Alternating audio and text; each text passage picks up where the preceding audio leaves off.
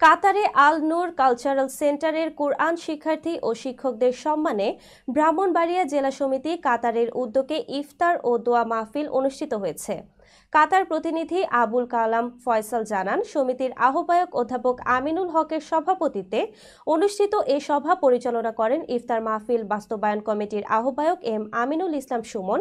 ইফতার মাহফিলের প্রধান অতিথি ছিলেন কাতারে নিযুক্ত বাংলাদেশের রাষ্ট্রদূত মোহাম্মদ নজরুল ইসলাম।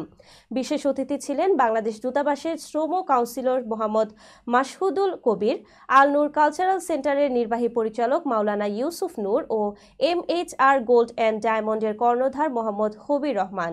বক্তব্য রাখেন সিনিয়র যুগ্ম আহ্বায়ক সালেহ মোহাম্মদ নুরুন্নবী মৃধা, সদস্য সচিব সুলাইমান খান, মাওলানা মোস্তাফিজুর রহমান।